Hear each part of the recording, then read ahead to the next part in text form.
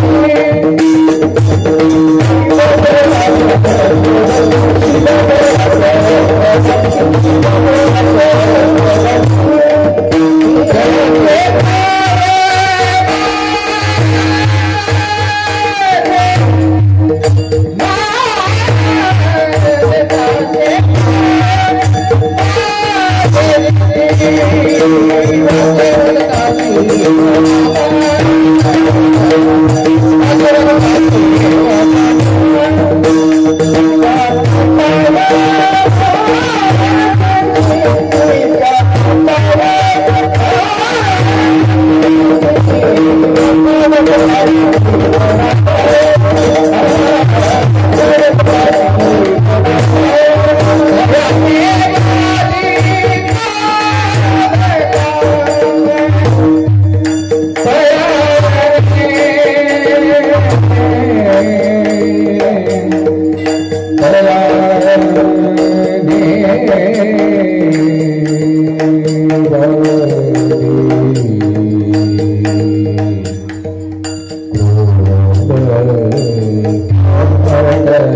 Thank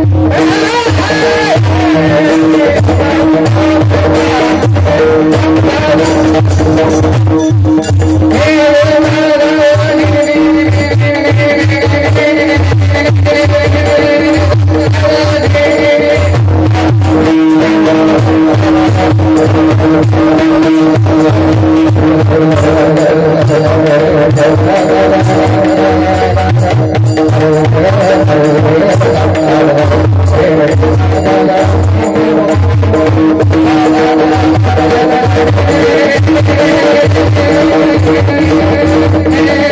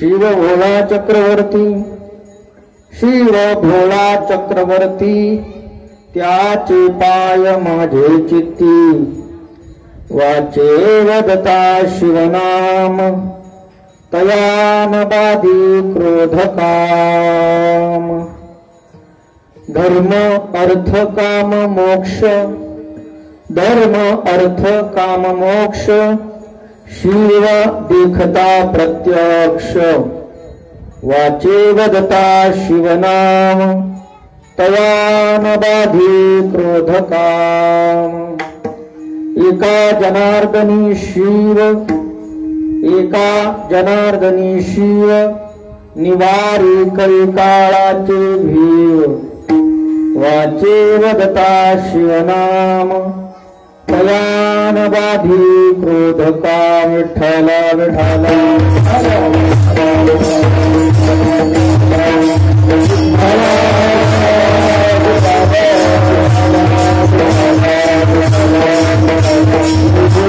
प्रविश्य ममवाचमिमां प्रसुप्तां संजीवयत्यखिल शक्तिधर स्वधाम्नाम् अन्यांश्च हस्तचरण श्रवणत्वगादीन् प्राणान्नमो भगवते पुरुषाय तुभ्यं महिं न पारन्ते परमविदुषो यद्य सदृशी स्तुतिर्ब्रह्मादीनामपि तदवसन्ना स्वये गिरः अथावाच्य सर्वस्वमति परिणामावधि गृह्णन् ममापेक्ष स्तोत्रे हर निरपवाद परिकरः सत्यं ज्ञानमनन्तं नित्यमनाकाशं परमाकाशं गोष्ठप्राङ्गणरिङ्गणलोलमनायासं परमायासं माया कल्पितनानाकारं अनाकारं घोराकारं मायानाथमनाथं प्रणमत गोविन्दं परमानन्दं गोविन्दं परमानन्दं महायोगपीठे तटे भीमरथ्यां वरं पुण्डरीकाय दातु मुनीन्द्रैः समागत्य तिष्ठन्तमानन्दकन्दं परब्रह्मलिंगं भजे पाण्डुरंगं पाण्डुरंगा करो प्रथमानं पाण्डुरंगा करो प्रथमानं पाण्डुरंगा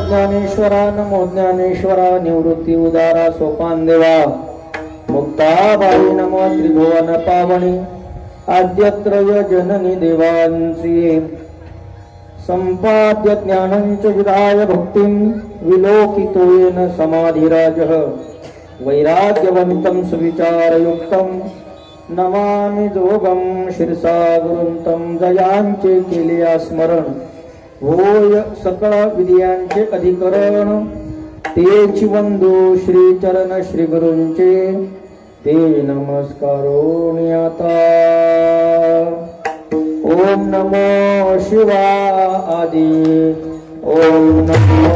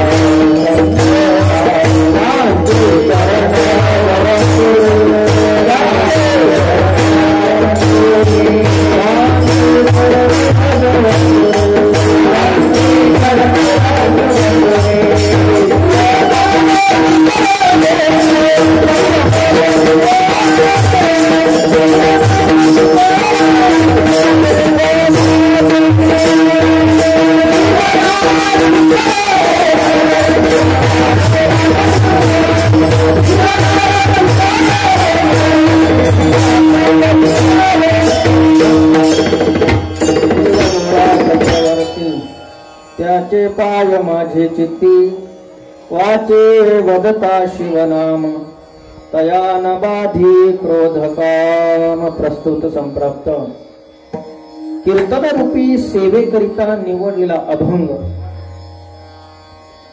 श्री क्षेत्र पैठण निवासी शांती ब्रह्म नाथ महाराजांचा अभंग आहे। या अभंगातून श्री संत एकनाथ महाराज भगवान शिवजीचं यथार्थ वर्णन करतात। विठ्ठल विठ्ठल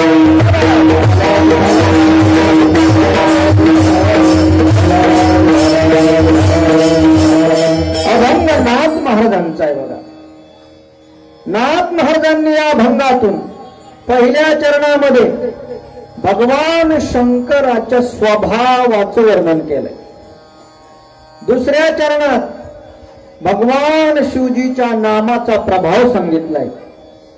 तिसऱ्या चरणात भगवान परमात्म्याचं रूप सांगितलंय आणि शेवटच्या चरणात भगवान शिवजीचं सामर्थ्य सांगितलंय। विठ्ठल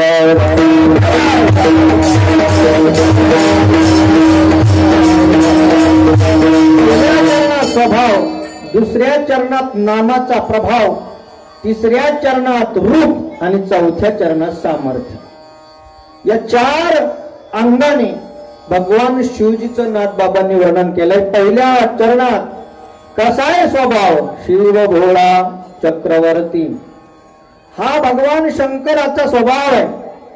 पुढे वाचे वदता शिवनाम तया न बाधी क्रोध काम, भगवान शिवजीचं नाम जर घेतलं तरी त्याला विकाराची बाधा होत नाही, हा नामाचा प्रभाव आहे। आणि तिसऱ्या चरणात शिवा देखता प्रत्यक्ष धर्म अर्थ काम मोक्ष, भगवान शिवजीचं रूप प्रत्यक्ष डोळ्यानं पाहिलं की चारही पुरुषार्थ त्याला प्राप्त होतात। हे त्या भगवान परमात्म्याच्या रूपाचं सामर्थ्य आहे। आणि चौथ्या चरणामध्ये कळी काळाची सुद्धा सत्ता त्या भक्तावरती चालत नाही, हा भगवान शिवजीच्या सामर्थ्याचा विचार आहे। विठ्ठल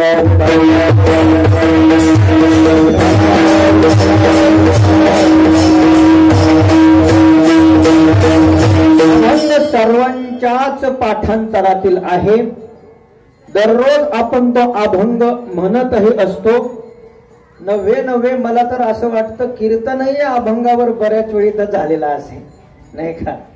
आणि आजचं कीर्तन हे नैमित्तिक कीर्तन आहे. सप्ताहामध्ये हे काही निमित्तानं आलेलं आहे. बघा, शास्त्राने आपल्याला काही कर्म करायला सांगितलेले आहेत. बघा, नीट लक्ष देऊन ऐकलं तर लक्षात येईल. आपल्याला काही कर्म करायला सांगितलेले आहेत. याचं कारण आहे आपल्यालाच कर्म करण्याचा अधिकार आहे. मनुष्य तर असणाऱ्या इतर योन्या, जनावराच्या असेल, चतुष्पाद असेल, या सगळ्या योन्यांमध्ये कुठलाही कर्म करण्याचा अधिकार भगवंताने दिलेला नाही. फक्त याच जन्मामध्ये येऊन आपण काहीतरी अशा प्रकारचं कर्म करू शकतो. म्हणून वेदाने तुम्हाला आम्हाला कायदे सांगितलेले बरं का. इदम कुरु, हे करा. इदम मा कुरु, हे करू नका. इदम कुरु, हे करा. काय करा नाही का. स्नानम कृत्वा संध्याम उपासी, स्नान करून संध्या करा. इदम कुरु. आणि सुराम न पिबेत, कलत्रम न बक्षेत, दारू पिऊ नये, मांसाहार करू नये. इदम मा कुरु. विठाल विठाल.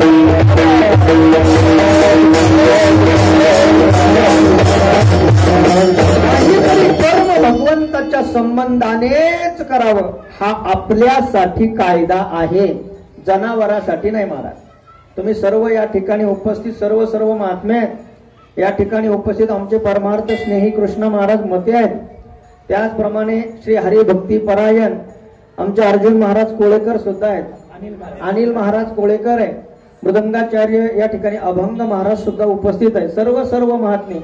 श्रीराम भजनी मंडळ सुद्धा या ठिकाणी, जिठ्ठांचे सर्व भजनी मंडळ आहे. माझ्यासोबत या ठिकाणी आलेले आमचे दादासाहेब पवार ते सुद्धा उपस्थित आहेत. थोरात सर, सर्व महात्मे. तुमच्या सर्वांच्या समोर ही थोडा वेळ सेवा करायची आहे. माझा मुद्दा हा आहे, शास्त्राने आपल्यालाच करा म्हणून सांगितलंय, दुसऱ्याला सांगितलेलं नाही. जोग महाराज वारकरी शिक्षण संस्थेमध्ये चतुर्थ वर्षाला असताना मारुती बाबा कुरेकर आम्हाला पाठास सांगायचे विनोदानं. एक खेड्यातला मनुष्य आहे, ऐका, खेड्यातला मनुष्य शहरामध्ये गेला. शहराचं वातावरण त्याला माहित नाही. खेड्यात कसंही वागलं चालतं. शहरामध्ये गेला, बसच्या खाली उतरला. उतरल्यानंतर त्याला लघुशंकेला जायचं होतं. तुम्हाला समजावं म्हणून सांगतोय. लघुशंकेला जायचं होतं, पण कुठं जावं विचार करू लागला. कुठंतरी एका आडवशाला गेला. तिथं लिहिलेलं होतं, येथे लघवी करू नये. ते लिहिलेलं त्याने वाचलं, पण त्याचा स्वभाव आहे, खेड्यात जसं कुणी काही करत नाही, इथं सुद्धा आपल्याला कुणी बोलणार नाही. आणि म्हणून त्याचा विचार न करता त्याने करू नये ते तिथं केलं. लगेच पोलीस आले. आणि पोलीस आले, त्याचं गचुंड धरलं, त्याच्या 2 मुस्काटात मारल्या. बघा, आता त्या 2 मुस्काटात मारल्या. त्यांची काय बाचाबाची सुरू आहे. का मारलं, काय मारलं, त्यांचं बोलणं सुरू आहे. तेवढ्यामध्ये एकीकडनं रस्त्यानं घोडा गाडीवाला चालला होता. तो घोडा गाडीला झुंपलेला आहे. तो मालक त्या गाडीमध्ये बसलेला आहे. पण त्या मालकानं पाहिलं 2 पोलीस आहे आणि एका माणसाला मारतायत, नेमकं कारण काय. म्हणून त्याने तो घोडा गाडी उभा केली. त्यांची गंमत पाहू लागला. तेवढ्यामध्ये तुम्हाला सांगतो, त्या घोड्यानं तिथं 2 कार्यक्रम केले महाराज. येत आहे का तुमच्या लक्षात. त्यावेळी त्या माणसानं त्या पोलिसांना सांगितलं, साहेब, म्हटले काय. म्हणे, मी तर नुसती इथं लघुशंकाच केली, तुम्ही मला एवढं जोरात मारलं. घोड्यानं एकाच ठिकाणी 2 कार्यक्रम केले, तुम्ही त्याला का बोलत नाही. साहेबांना सांगितलं, मूर्खा, ते लिहिलेलं घोड्यासाठी नाही, ते तुझ्यासाठी आहे, तुझ्यासाठी आहे. आणि म्हणून ते घोड्यासाठी नाही, म्हणून त्यालाही शिक्षा नाही. दंड कुणाला आहे, तर तुला अशा प्रकारचा आहे. तसं शास्त्राने सांगितलेली सगळी जी कर्म आहे, ती कर्म फक्त आणि फक्त आपल्या मनुष्य शरीरासाठीच आहे. मनुष्य शरीराच्या द्वारा काय करावं याची सुद्धा आज्ञा अनेक संतांनी करून ठेवली आहे महाराज. तुम्हाला 4 प्रमाण सांगून जाईल, सर्वांच्या पाठांतरातले.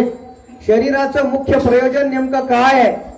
शरीराचं मुख्य प्रयोजन सर्वांचं प्रमाण पाठ आहे. देवे दिला देह भजना गोमाता, हा सुंदर देह देवानं भजनासाठी तुम्हाला आम्हाला दिलेला आहे का मिळाला का प्राप्त केला आपण दिला. म्हणजे या देहाचं प्रयोजन भजन करणं एवढंच आहे. दुसरं प्रमाण सांगेल दिले इंद्रिय हात पाय कान डोळे मुख बोला वया वचन कशासाठी. जेणे तू जोडशी नारायण नासे जीवपणा भवरोग. ज्या शरीराच्या द्वारा तू नारायणा जोडशी आणि तुझ्या जीवनातलं जन्म मरण नष्ट करशील याच्यासाठी मनुष्य शरीर दिलेलं आहे. ज्ञानोबराची ओवी तुम्हाला सांगून जाईल. भगवान परमात्मा सांगतात अर्जुना देखे मनुष्य जात सकळ स्वभावता भजनशील झाले असती केवळ माझ्या ठाई. भगवंत सुद्धा सांगतात अर्जुना हे सगळे मनुष्य हे यांचा स्वभाव मी भजनाचाच निर्माण केलेला आहे. म्हणून प्रत्येक मनुष्य भजनच करतो का त्याचा स्वभाव भजनाचा. आणि असे भजनशील कुणासाठी निर्माण केले भगवंत सांगतात ते माझ्यासाठी केवळ माझ्यासाठी निर्माण केलेले आहे.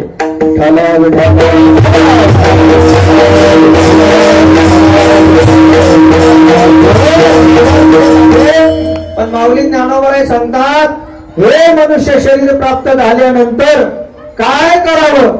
जे करायचं आहे ज्याच्यासाठी आलं ते पहिलं करावं. पाहिपा शरीराची आगावा जया लागे आले पांडवा तो कार्यार्थ आगवा सांडोनिया. ज्याच्यासाठी शरीर प्राप्त झालं ते न करणं हा या देहाचं मातेर करणं आहे महाराज. शरीर प्राप्त झालं तर या शरीराच्या द्वारा देवाची होईल म्हणती ते होती.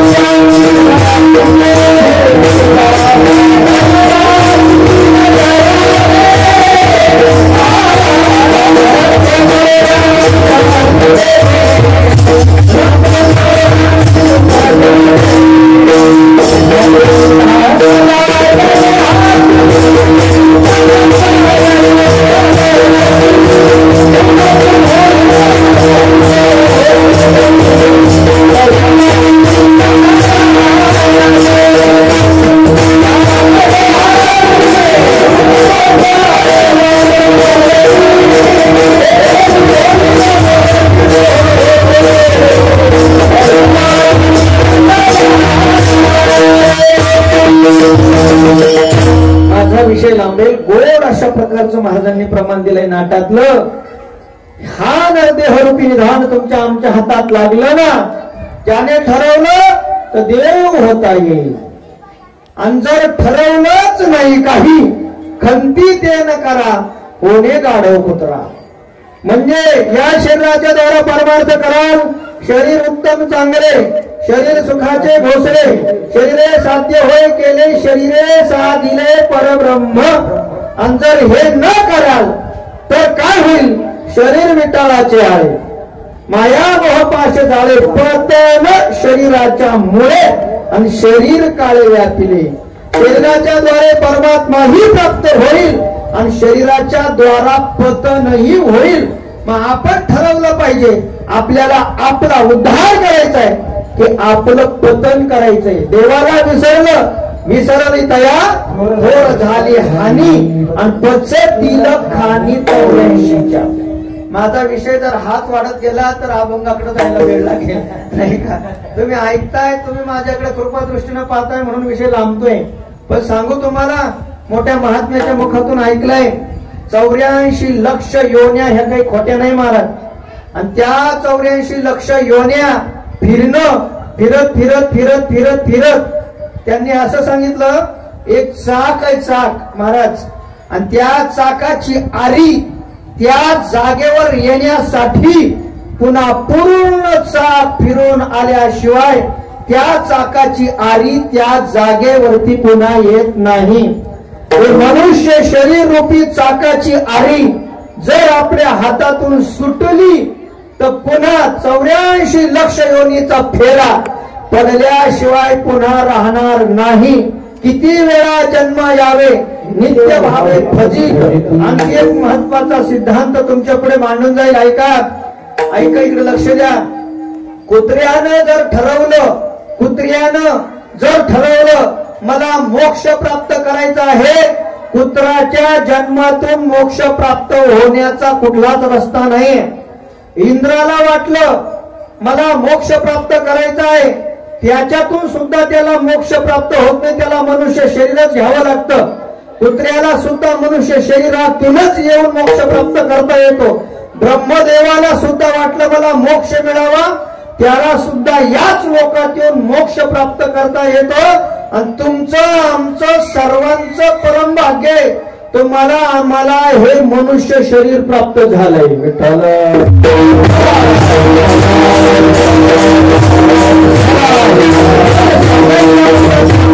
गोड बोलतात महाराज हरिपाठामध्ये. ज्ञानोबराय म्हणतात मनुष्य शरीर प्राप्त झालं ना, म्हणले हो, मग काय करा, शांतिवान दयावान असणारा हरी आपल्या घरचा पाहुणा करून घ्या.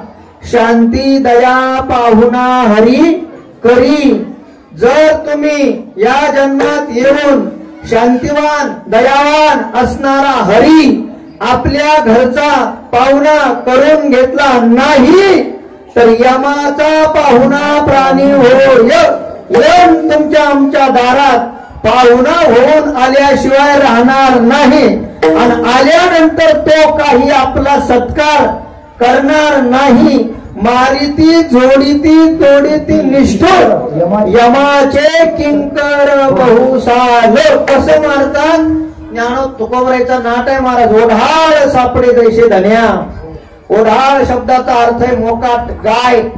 आणि ती मोकाट गाय वारंवार वारंवार वारंवार एखाद्याच्या शेतात जाते.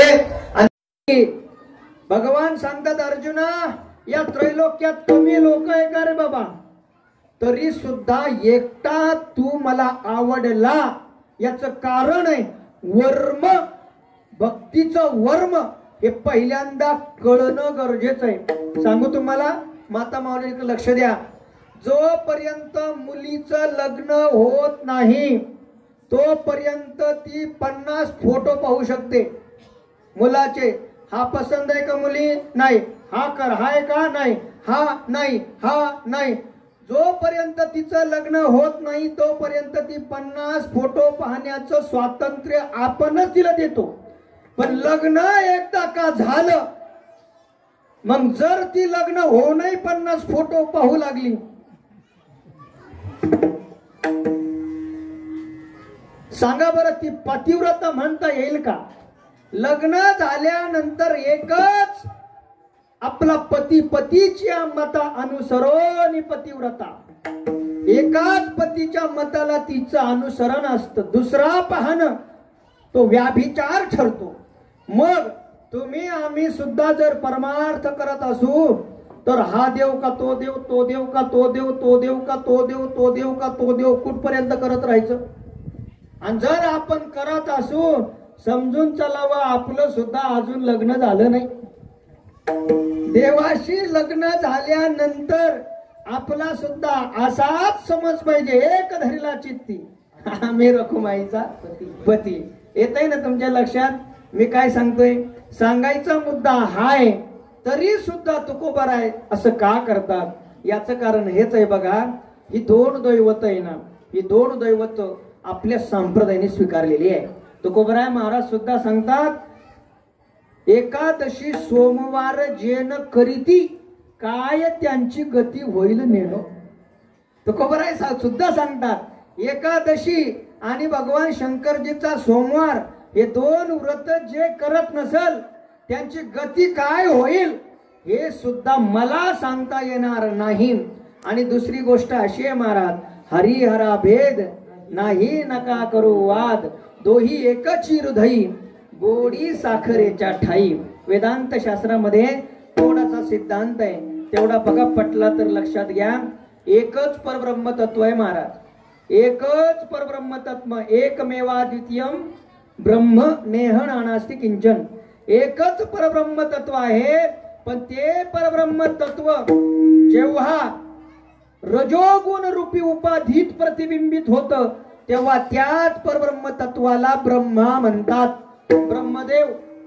तेच परब्रह्म तत्व ज्यावेळी सत्वगुण उपाधीत प्रतिबिंबित होत, तेव्हा त्याला विष्णू म्हणतात. आणि तेच परब्रह्म तत्व ज्यावेळी तमो गुण रूपी उपाधीत प्रतिबिंबित होत, तेव्हा त्याला भगवान शिवजी म्हणतात. विठ्ठल विठ्ठल.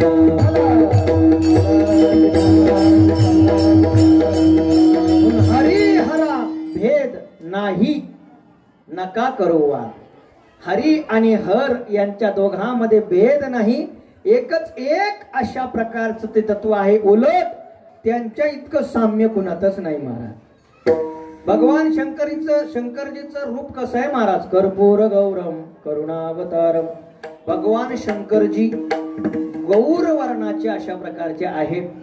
आणि भगवान प्रभू पंढरीश परमात्मा हे नील वर्णाचे अशा प्रकारचे आहेत. पण ज्यावेळी झालं काय,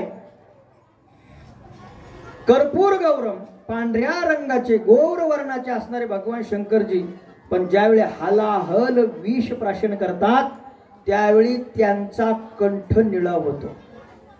हलाहल विष प्राशन केलं, त्यांचा कंठ निळा झाला. आणि तो कंठ अतिशय तप्त झाला. आणि तप्त झाल्यानंतर त्यांनी केलं काय? भगवान प्रभू रामचंद्राची आराधना केली. शिव हळहळे तापला, राम नामे शीतळ झाला. भजन करी महादेव, राम पूजी सदाशिव. नव्हे नव्हे भगवान शंकरजीला कापडी म्हणतात. कापडी आपण आता प्रमाण म्हटलं, शिवनाम शीतळ मुखी सेविपा कापडी. म्हणजे ते म्हणतात तुम्ही सुद्धा शिवनाम मुखी सेवन करा, तुम्ही कापडी आहात. तर कापडी शब्दाचा अर्थ होतो वारकरी. आणि भगवान शंकरजी हे खूप जुने पंढरपूरचे वारकरी. बघा बर का, एका जनार्दनी वैष्णव शिरोमणी महादेव. सगळ्यांच्या अगोदर वैष्णव कोण आहे? भगवान शंकरजी. आपल्या वारकरी संप्रदायाचे ज्ञान जिथून प्रगट झालं, ते आदिनाथ गुरु सकळ सिद्धांचा मच्छिंद्र तयाचा मुख्य शिष्य आदिनाथ भगवान शंकरजी पासून ते ज्ञानोबा रायापर्यंत आलं नाही का. ज्ञानदेवा सार चोजविले. आणि तिथून पुढे ज्ञानोबा रायांनी माझ्या जीवीची आवडी आणि पंढरपुरा नेईन गुढी पांडुरंगी मन रंगले. त्या ज्ञानोबा रायांनी सांगू तुम्हाला, एक शिष्य आणि एक गुरु असं ज्ञान होतं महाराज आदिनाथापासून. म्हणजे एका गुरुनं आयुष्यात एकच शिष्य करायचा आणि एका शिष्याला ब्रह्मज्ञान सांगायचं. अधिकारी शिष्य पाहायचा, ब्रह्मज्ञान सांगायचं, त्याचं काम संपलं. एका गुरुनं एकच शिष्य करायचा, बाकीच्याची काही विशेष नव्हता. पण ज्ञानोबारायांचे एवढे उपकार आहे, त्या ज्ञानोबारायांनी प्रकट गुह्य बोले आणि विश्व ब्रह्मची केले. आतापर्यंत एका गुरुनं एका शिष्याला ब्रह्मरूप केलं होतं, पण ज्ञानोबारायांची क्रांती आहे, ते गुह्य असलेलं ज्ञान सगळ्या जगाला प्रकट करून सांगितलं. सगळ्या जगाला ब्रह्मरूप अशा प्रकारचं केलं. सांगायचा मुद्दा हाय, भगवान शंकरजी हे सुद्धा वारकरी संप्रदायाचेच पायिक आहे. कापडी, आम्ही कापडी रे, आम्ही कापडी रे, पंढरपूरच्या आम्ही कापडी रे. हे भगवान शंकरजीच्या मुखातलं खऱ्या अर्थाने तुकोबरायांनी सांगितलेलं प्रमाण आहे. आणखी तुम्हाला सांगू, 6व्या अध्यायामध्ये आत्मसंयम योग, त्याच्यामध्ये ज्ञानोबारायांनी भगवान शंकरजीचं वर्णन केलेलं आहे. ते असं सांगतात की अजून सुद्धा भगवान पंढरीश परमात्म्याची वारी कापडी असणारे भगवान शंकरजी करतात. तुम्हाला तुमच्या सर्वांच्या पाठांतरातलं प्रमाण सांगतो. त्या पंढरपूरच्या परमात्म्याचं वैभव सांगताना सांगितलं, वाळवंटापासून महाद्वारापर्यंत बघा बर का, वाळवंटात जसं तुम्ही आता वाळवंटात चला, पुंडलिकापाशी स्नान करा, त्या वाळवंटापासून तर महाद्वारापर्यंत कोणाची दाटी हो? सुरवरांची दाटी. उभे जोडून हात सगळ्या देवता, भगवंत तर झोपलेलेच दाज, तरी सुद्धा हात जोडून उभेत. सगळे प्रमाण बघून घ्या. शुक सनकाधिक नारद तुंबर, भक्ताच्या कोटी, कवाडा आडोनी पाहता ती जगजेठी. सुरवरांचे विमाने गगनी दाट, सगळे पहाटे जातात तिथं. पहाटे सगळा हा चाललेला त्यांचा कारभार आहे. सुरवरांचे विमाने गगनी दाटली सकळ, रखमाबाई माते वेगे उठवा घननीळ. मला हे महत्वाचं प्रमाण तुम्हाला सांगायचं आहे. रंभा दिक नाचती उभ्या जोडून हात, त्रिशूळ डमरू घेऊन आला गिरजेचा कांत. त्रिशूल डमरू हे घेऊन गिरजेचा कांत म्हणजे भगवान शंकरजी दररोज पंढरपूरच्या पांडुरंगाच्या दर्शनाला जातात. नव्हे भगवान शंकरजी रामाचं ध्यान करतात आणि प्रभू रामचंद्र हे भगवान शंकरजीचं ध्यान करतात. एक एकाचे हृदयी गोडी साखरेच्या ठाई, उजवे वाम भाग आणि तुका म्हणे एकची अंग. आपल्या शरीराला जसा उजवा आणि डावा भाग त्याच्यामध्ये आपण कधी भेद करत नाही, तसा भगवान शंकरजी आणि प्रभू रामास, प्रभू भगवान परमात्म्याच्या संबंधाने भेद करता येत नाही. भगवान प्रभू रामचंद्र, बघा माझा विषय लांबेल, तर प्रभू रामचंद्र ज्यावेळी लंकेमध्ये जायचं ना, त्यावेळी इकडं हे राम सेतू तयार होत होता. आणि राम सेतू मध्ये बघा बर का, राम सेतू तयार होत असताना प्रभू रामचंद्रांनी इकडं रामेश्वर मंदिराची स्थापना केली. बरोबर आहे की नाही? एक शिवलिंगाची स्थापना केली. तिथं 2-3 दिवस पूजा केली. आणि पूजा करत असताना त्या मंदिराच्या संबंधाने प्रभू रामचंद्र सांगतात, हे कुणाचं मंदिर आहे हो? हनुमंतराय बोलतात. त्यात प्रभू रामचंद्र सांगतात, हे मंदिर म्हणजे रामस्य ईश्वराहा इति रामेश्वराहा. रामेश्वराची षष्ठी केली महाराज. रामस्य ईश्वराहा म्हणजे रामाचा ईश्वर तो रामेश्वर. शिवलिंगाकडे पाहावं आणि सांगावं, हा हे शिवलिंग म्हणजे हा रामाचा ईश्वर आहे. रामस्य ईश्वर, हा रामाचा ईश्वर तो रामेश्वर. आणि भगवान शंकरजीला विचारलं, का हो हे कशाचं द्योतक आहे, हे नेमकं काय? भगवान शंकरजी सांगतात, रामेन ईश्वरहा इति रामेश्वरहा. राम ज्याचा ईश्वर आहे तो रामेश्वर आहे. हो, भगवान शंकरजीने तृतीया केली म्हणजे राम ज्याचा ईश्वर तो रामेश्वर. आणि प्रभू रामचंद्र षष्ठी करतात, रामाचा ईश्वर तो रामेश्वर. एवढा अभेद अशा प्रकारचा आहे. म्हणून हाच अभेद आपल्या सगळ्याच असणाऱ्या संतांनी स्वीकारलेला आहे. नाहीतर महाराज इतकं गोड आरोप, इतकी गोड प्रमाण आहे बघा. विष्णुवे जप व्यर्थ त्याचे ज्ञान, रामकृष्णी मन नाही ज्याचे. काय अभेद आहे. अजून एक प्रमाण झणझणीत अंजन घालण्यासारखे डोळ्यात. काय प्रमाण आहे सांगू का? उपजोनी करंटा नेणे अद्वैत वाटा, रामकृष्णी पैठा कैसा होय. जन्माला येऊन जर ज्याला अद्वैत कळत नसेल, अभेद कळत नसेल, भेदात राहत असेल, जन्माला येऊन सुद्धा तो करंटाच अशा प्रकारचा आहे. हे ज्ञानोबरायांचं तुमच्या आमच्या डोळ्यात झणझणीत घाललेलं अंजने महाराज. कधी कधी ज्ञानोबराय शिव्या देतात, पण गोड बोलून देतात. सांगू तुम्हाला, ज्ञानोबरायच्या शिवीमध्ये सुद्धा खूप प्रेम आहे. ज्ञानोबराय कधी कधी म्हणतात, नाही ज्याशी भक्ती तो पतित अभक्त. जो भक्ती करत नाही त्याला अभक्त म्हणतात, तो पापी आहे. आपण म्हणतो आपण काय नाही बाबा, जरी देव करत नाही तर बरंच सगळं काम चांगलं करतो. भक्ती करतो का? नाही करत, मग पापी अभक्त आहे. दुसरं प्रमाण आहे तेथील प्रमाण, नेनवे वेदांशी ते जीव जंतुशी केवी खळे. ज्या भगवंताला वेद तो जाणू शकत नाही, जीव जंतूला कळेल का? सांगायचा अर्थ हाय ज्ञानोबरायच्या गुळगुळीत शिव्या आहे. म्हणून हा अभेद आपल्या संप्रदायाने स्वीकारलेला आहे. दुसरी आणखी एक मुद्दा तुम्हाला सांगून जातो, कदाचित ऐकलं नसेल की काय बघा.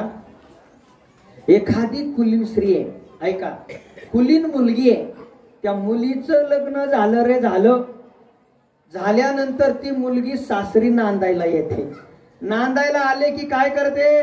आपल्या नवऱ्याचेही कपडे धुते, आपल्या सासऱ्याचेही धुते, सासूचेही धुते, नंदाचीही धुते, दिराचीही धुते, सगळ्यांची सेवा करते, पण रत मात्र फक्त आपल्या नवऱ्याशीच होते. बघा बरं का, लक्षात आलं तर सगळ्या घरातल्यांचा आदर आहे आणि एक निष्ठ मात्र आपल्या फक्त पतीशीच आहे. आपला वारकरी संप्रदाय सुद्धा सगळ्या दैवतांचा आदर करतो आणि एक निष्ठ फक्त आणि फक्त या दोन दैवताशीच होतो. विठ्ठल विठ्ठल.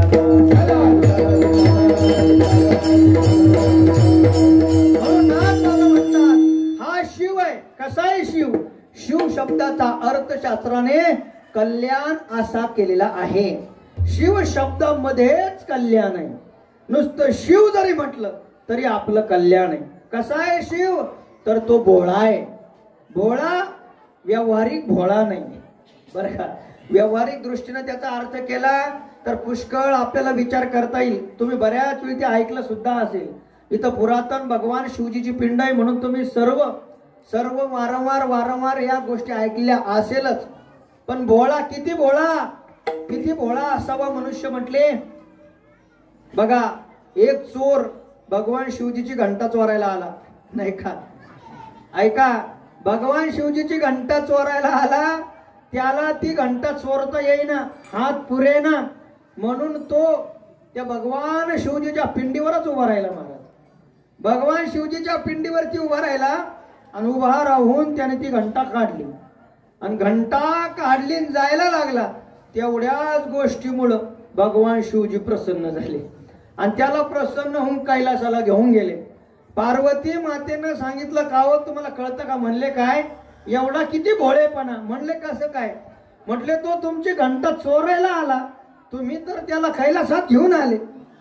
त्यावेळी भगवान शिवजीनं सांगितलं, अगं कोणी मला वाकून नमस्कार करतं, कुणी मला नाही का साष्टांग दंडवत घालतंय म्हटले, कुणी लांबूनच नमस्कार करतंय, पण या माझ्या भक्तानं मला सगळं शरीरच देऊन टाकलं. म्हणजे सगळं शरीर देऊन टाकलं, मग त्याच्यावरती मी का प्रसन्न होऊ नये?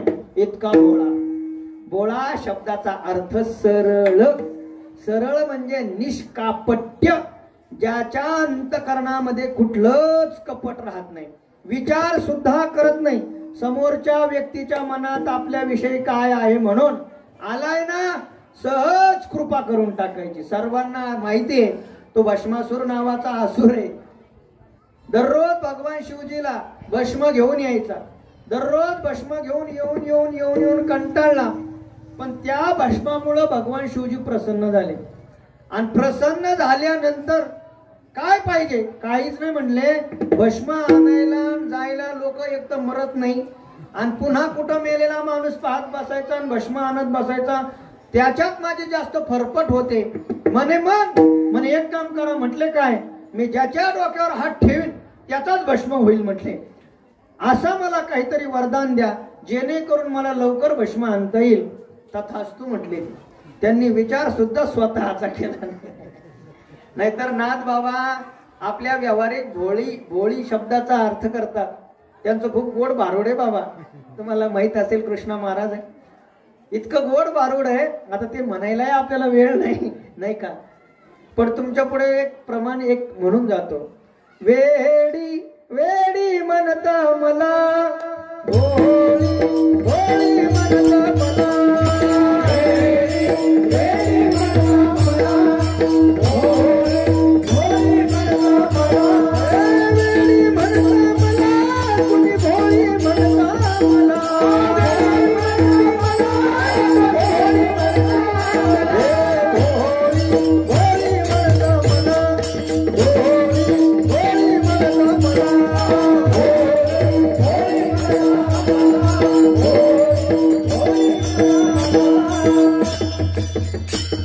आठा पहारा बाजारी जाते, 32 केळ मोजून आणते, वरची सालपट नवऱ्याला देते, आतला गाभा स्वतः खाते. भोळी भोळी म्हणता मला, भोळी भोळी म्हणता मला.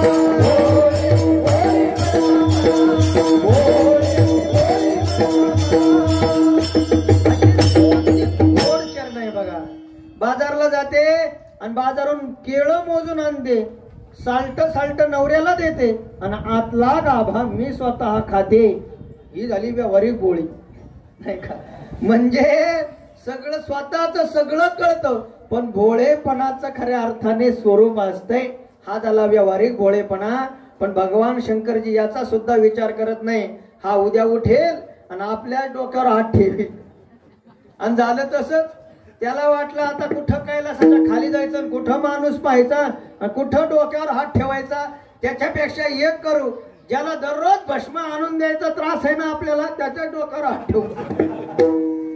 ज्ञानोबरांनी अर्जुनाच्या मुखातून एक ओवी घातली, जेथेची या कृपा लाभिजे वरू तेथेची मने व्याभिचारू तरी काय मी भस्मासूर अर्जुन म्हणे. त्या भस्मासुराचा उल्लेख ज्ञानोबरांनी ज्ञानेश्वरीत करावा.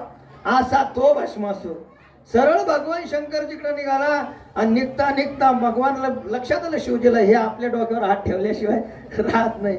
मग आता शेवटचा पर्याय ते पुढं पळतात हा मागे पळतो. तुम्हाला सगळा कथा भाग माहित आहे. मी तुमचा तो भाग सांगून वेळ घेत नाही.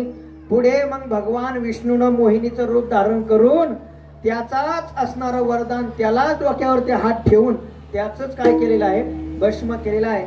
इतका परमात्मा भोळा आहे, इतका भोळा आहे. अजून सांगू का किती भोळा आहे. मला वेळ संपला की लगेच खुनवा, लगेच आपण थांबवतो. किती भोळा आहे किती सांगू का. काय झालं, एकदा पार्वती मातेनं भगवान शंकरजीला सांगितलं काय लोक मोठमोठे घर बांधतात म्हणते. एवढ्या मोठ्या बिल्डिंगान काय मान नशीब फुटकं म्हणले. मी बापाचं ऐकलं नाही, तुमच्याकडे आले. दक्ष म्हणत होता माझा बाप नाही का तुला चांगल्या ठिकाणी देऊ काय याच्याकडं, पण तुमच्या ज्ञानाकडं बघून मी तुमच्याकडे आले. भस्म उठी रुंड माळा हाती त्रिशूळ नेत्री ज्वाळा गज चर्म व्याघ्रांबर या स्मशानात राहू मला कंटाळा आला म्हटले. मग आपल्याला सुद्धा घर पाहिजे. बघा बरं त्या विष्णूनं कसलं घर बांधलं वैकुंठामध्ये. बरं मग काय करावं, घर पाहिजे. पाहिजे म्हटल्यानंतर सहज भगवान शंकरजींचा मनोदय कुबेरानं ऐकला आणि कुबेरानं भगवान शंकरजीला सोन्याचं घर देऊन टाकलं. महाराज सोन्याचं घर दिलं. पार्वती मातेला एवढा आनंद झाला. लोक हसत होते, घर नाही स्मशानात राहतो आपण, पण एवढं मोठं घर दिलं. हरखून गेली. पण त्या घराचा सत्यनारायण करायचा होता. मग सत्यनारायण करायचा तेव्हा घरात प्रवेश करता येईल. मग कुणाला बोलवावं, कोण आहे असा विद्वत प्रचूर ब्राह्मण. म्हणून भगवान शंकरजी म्हटले दुसरीकडे कुठं ब्राह्मण पाहू नको, माझाच भक्त आहे म्हटले. खूप मोठा प्रकांड पंडित ब्राह्मण आहे. म्हटले कोण, म्हणे रावण. रावण सुद्धा ब्राह्मणच आहे महाराज. रावणाला बोलावलं. भगवान शंकरजीची पूजा, सत्यनारायणाची घरात पूजा सुरू झाली. इतकी गोड पूजा त्या रावणानं केली, इतकी गोड केली.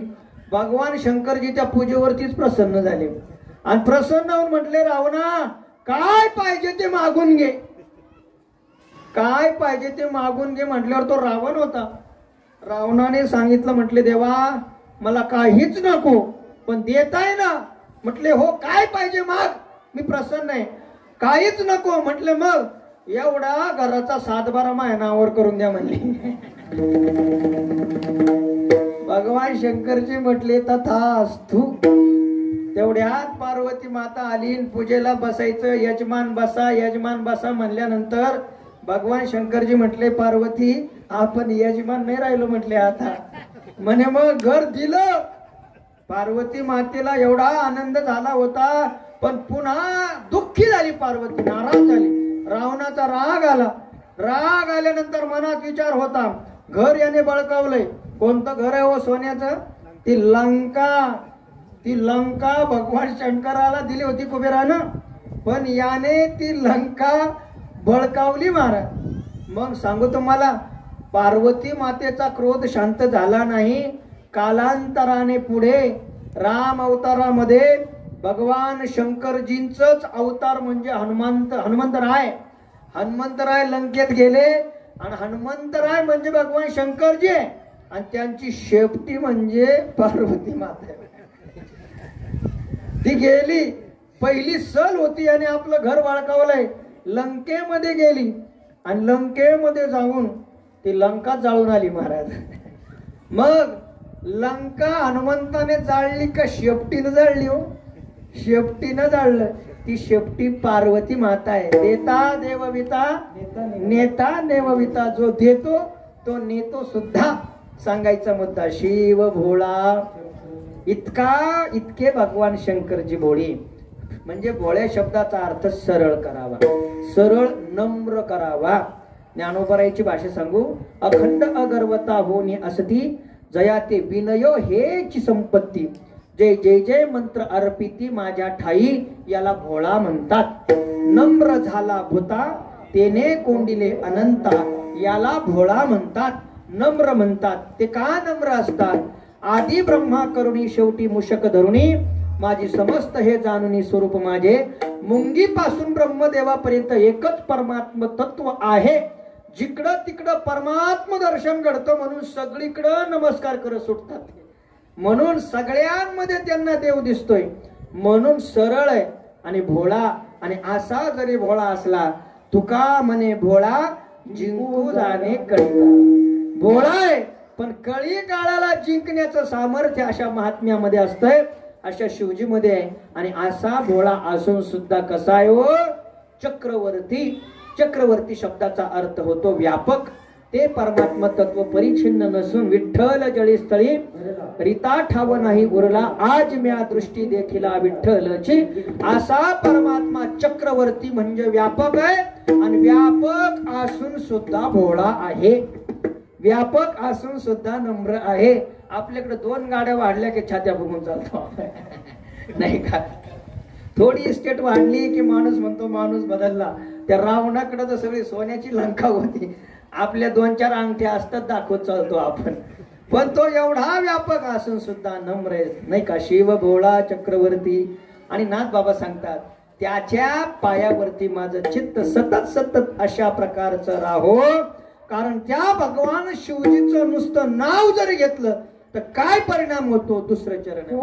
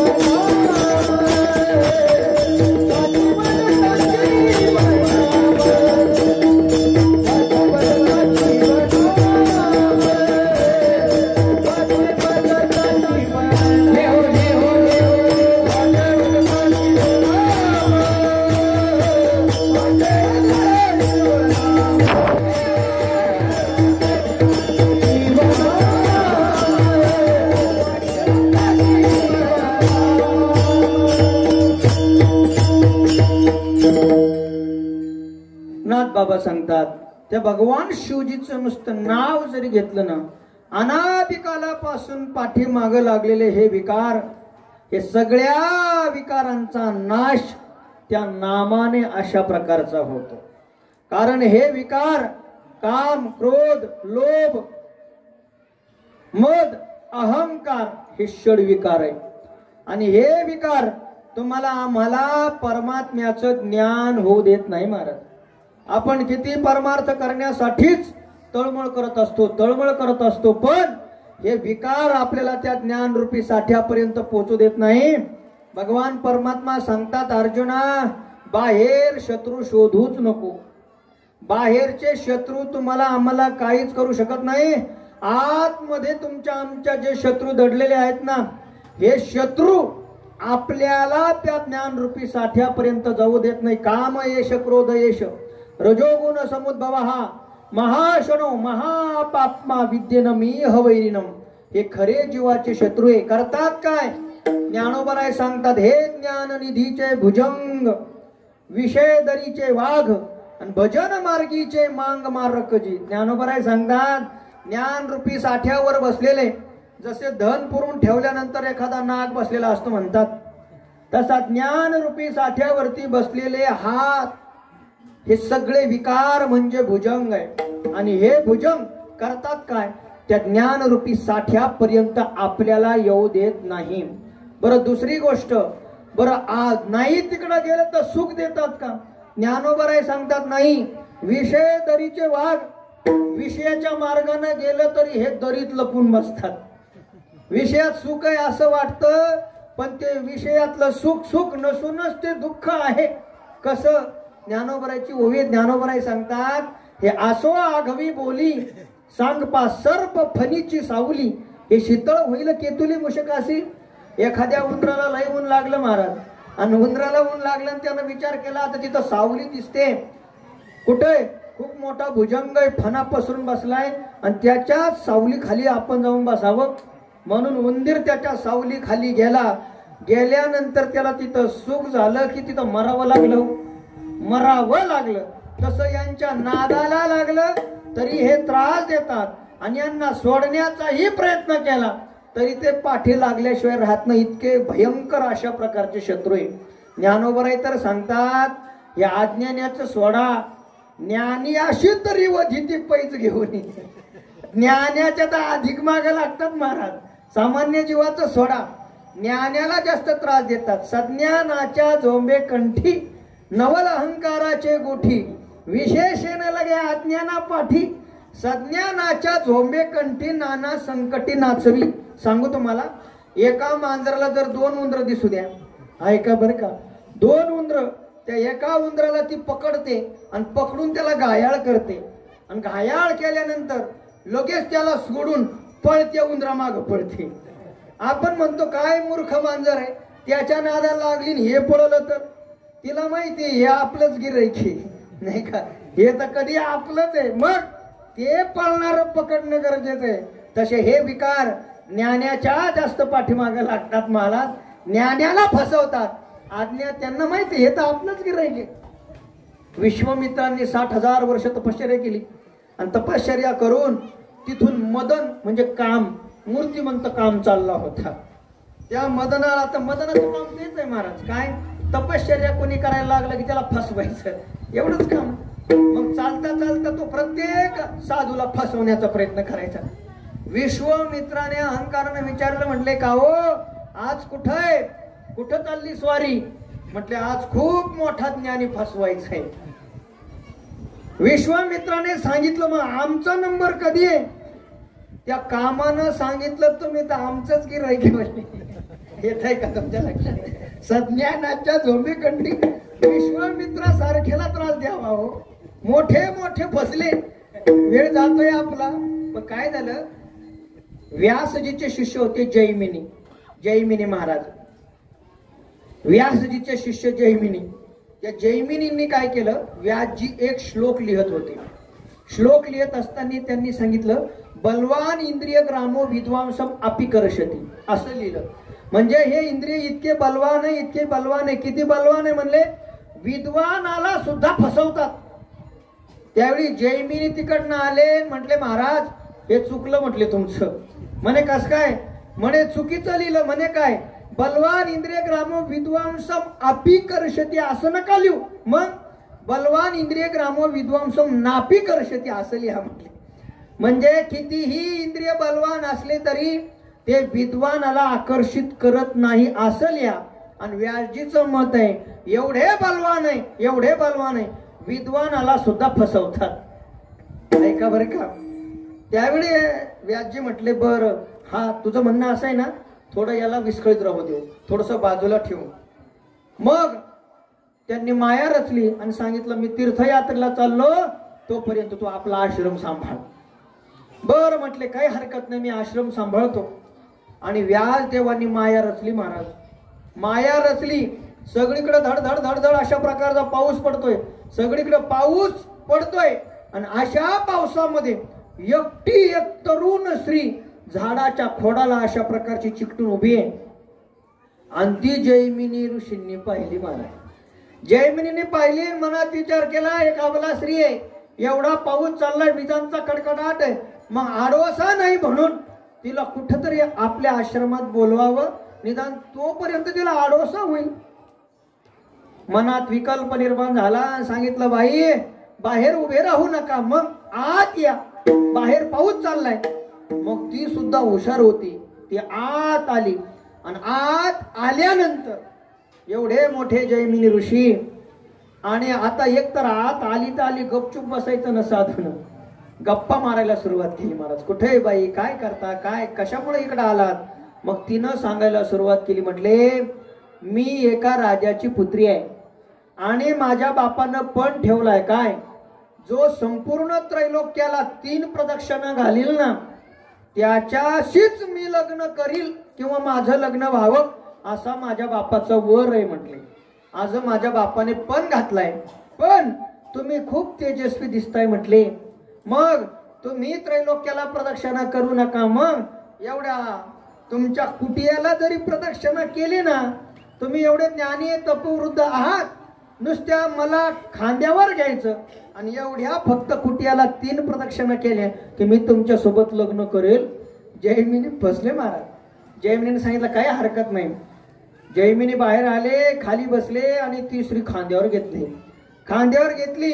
खांद्यावर घेतल्यानंतर पहिली प्रदक्षिणा गोड वाटली, हलकं शरीर आहे. दुसऱ्या प्रदक्षिणेला तिचं वजन वाढलं महाराज. इतकं वजन वाढलं, इतकं वजन वाढलं, त्यांना जापेनाशी झाली. जापत नाही म्हणून अरे एवढी जड कशी झाली, कशी झाली म्हणून दुसरी प्रदक्षिणा कशी कशी मारली. तिसऱ्या प्रदक्षिणेला समोरून केस आले महाराज, असे डोळ्यासमोर, डोळ्यासमोर केस आले, जापेनाशी झाले. जापत नाही म्हणून ते अर्ध्याच प्रदक्षिणेमध्ये खाली टेकवावी. टेकल्यानंतर समोर पाहिलं, म्हटले असे समोरून केस कसे काय आले. पाहतात तर समोर व्यासदेव उभे महाराज. व्यासदेवांनी विचारलं जैमिनी सांग, विद्वांसम अपि कर्षति लिहू का विद्वांसम नापि कर्षति लिहू? जैमिनी खजील झाले. जैमिनी म्हटले महाराज तुमच्या पाया पडतो, पण बलवान इंद्रिय ग्रामो विद्वांसम अपि कर्षति असंच लिहा, माझं चुकलं होतं म्हटलं.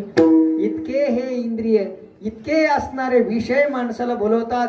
किती किती जणाला बोलवलंय, सगळा इतिहास सगळा सांगण्यासारखा आहे, पण आपला वेळ मर्यादित असल्या कारणाने हो काय त्याचे पाय वाचे वदता शिवनाम तया न बाधी काम क्रोध.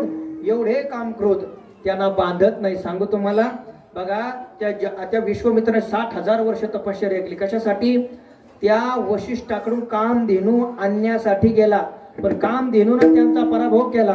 विश्वामित्राने विचार केला, एवढा मोठा असून या लोभानं मला फसवलं, कामधेनूचा लोभ झाला. 20,000 वर्ष तपश्चर्या केली. 20,000 वर्ष लोभ जिंकण्यासाठी तपश्चर्या केली. 20,000 वर्ष तपश्चर्या झाल्यानंतर भगवंतानं मग नंतर त्या अप्सरेला पाठवलं आणि पाठवल्यानंतर पुन्हा पुन्हा फसले. पुन्हा तिच्या सोबत लग्न केले, 2-3 मुलं झाले. विचार केला अरे लोभ जिंकला, काम जिंकता आला नाही. पुन्हा 20 वर्ष तपश्चर्या, 20,000 वर्ष तपश्चर्या केली. पुन्हा इंद्रानं नंतर पुन्हा एक अप्सरा पाठवली. मनात विचार केला हिनं मला पहिले फसवलं होतं ना, क्रोधाग्नी पेटवला आणि तिचा जाळूनच भस्म केला. पुन्हा विचार केला, लोभ जिंकला, काम जिंकला, पण क्रोध जिंकता आला नाही. क्रोध जिंकता आला नाही म्हणून 20,000 वर्ष तपश्चर्या केली. अशी 60,000 वर्ष एवढे विकार जिंकण्यासाठी त्यांना करावी लागली. नाथ बाबा सांगतात, असं काही करू नका. भगवान शिवजीचं नुसतं नाव घेतलं तयान बाधी काम क्रोध. आणखी काय होईल? 4ही पुरुषार्थ प्राप्त होईल. अभंगाचं 3रं चरण आहे. धर्म अर्थ काम धर्म अर्थ काम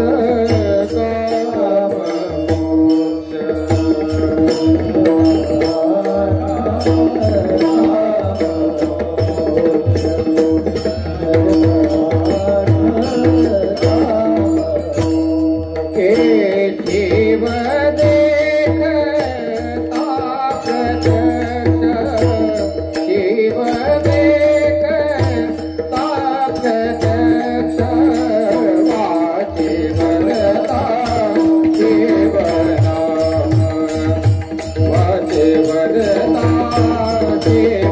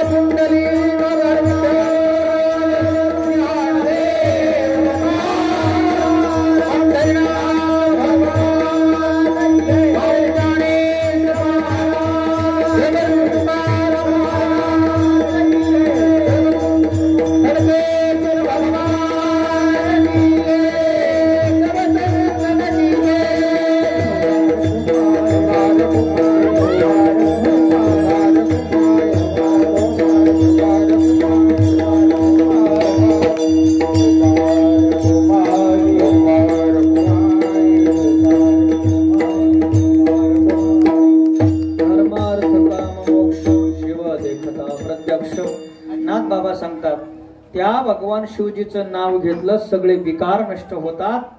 आणि त्याचं रूप जर आपल्या डोळ्यासमोर आलं, नाम आठविता रूपी प्रकट पै झाला.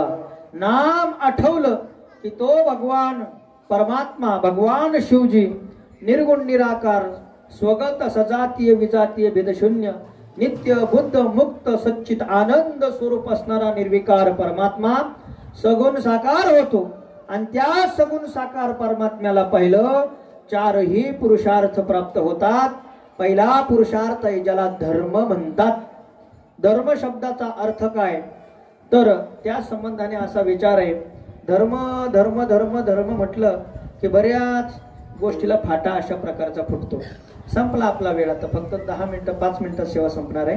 5च मिनिटात आपण थांबणार आहोत, थोडंसं लक्ष द्या.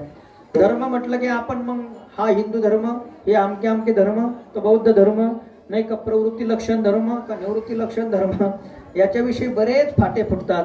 पण यक्षानं बघा, यक्षानं ज्यावेळी धर्माला विचारलं होतं नाही का, 4-5 प्रश्न विचारले होते.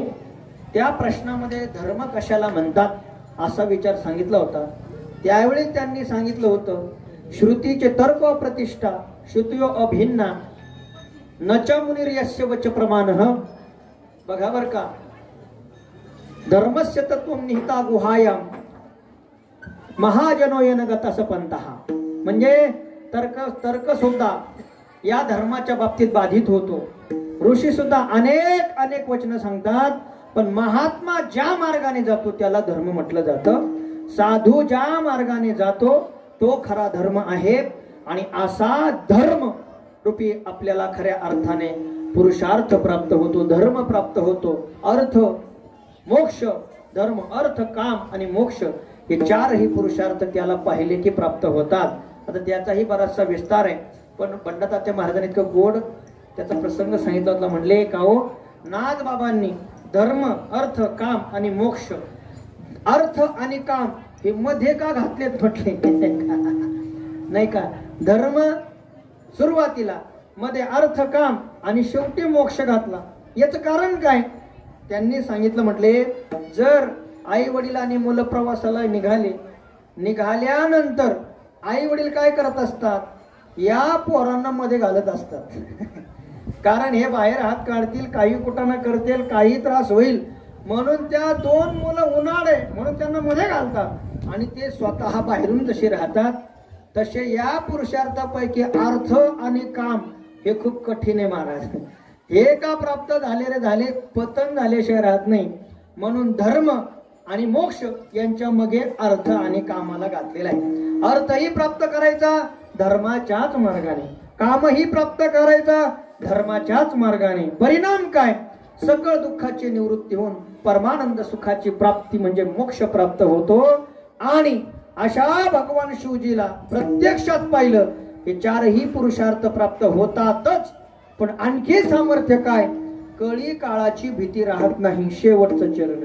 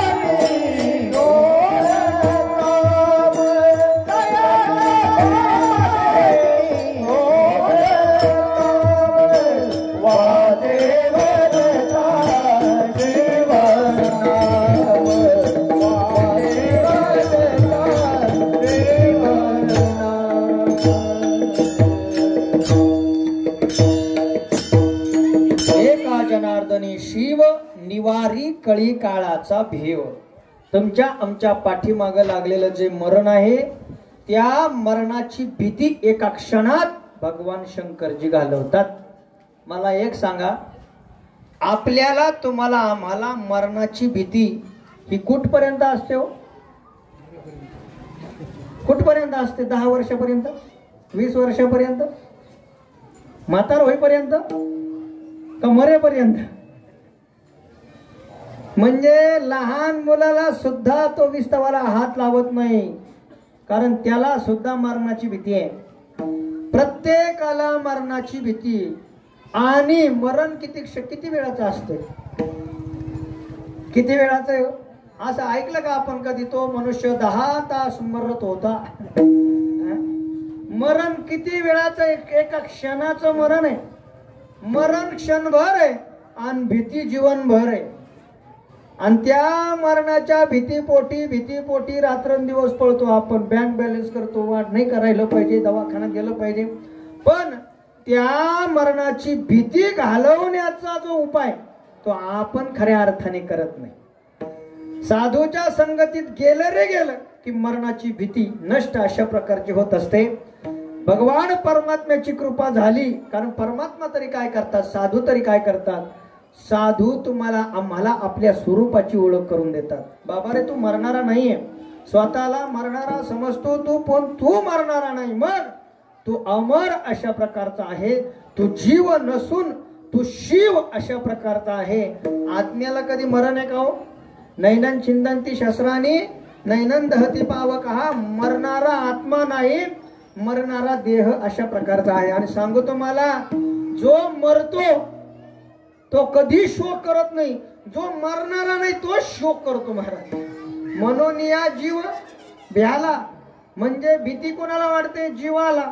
शोक जीव करतो, आणि जीव म्हणजेच आत्मा आहे. आणि मरत शरीर मरत शरीर. कधी म्हणलं का मी मरेल म्हणून? जे मरत ते कधी शोक करत नाही, आणि जे मरणारच नाही ते रात्रंदिवस आयुष्यभर शोक अशा प्रकारचं करत राहतात. म्हणून संत आम्हाला सांगतात, तू जीव नाही बाबा, तू शिव अशा प्रकारचा आहे.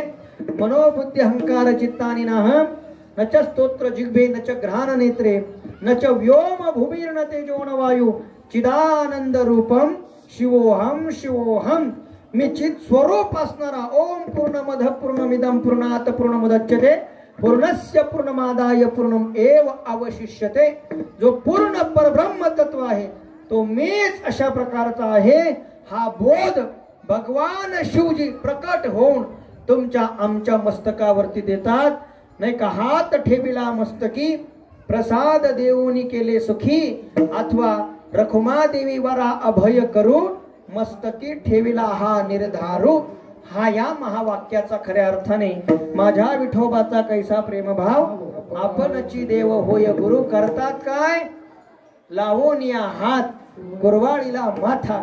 सांगितली चिंता न करावी. तू चिंता करू नको, घाबरू नकोस, मी तुझ्या पाठीशी आहे. फोटो बघितला स्वामी समर्थांचा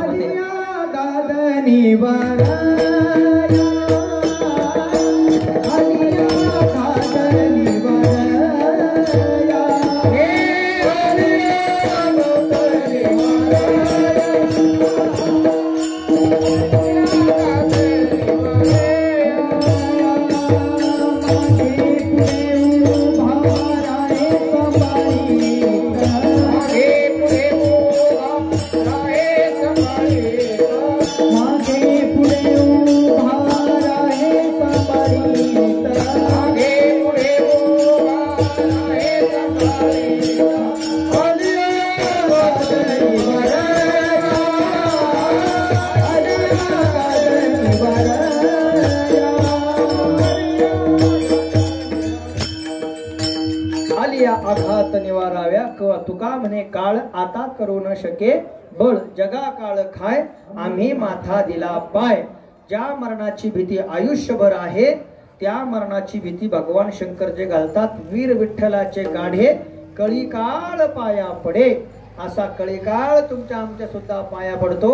एवढा अधिकार भगवान शिवजीच्या नामाने, भगवान शिवजीच्या स्वरूपाने आणि सामर्थ्याने तुम्हाला आम्हाला प्राप्त होतो. ज्ञानेश्वर माऊली माऊली ज्ञानेश्वर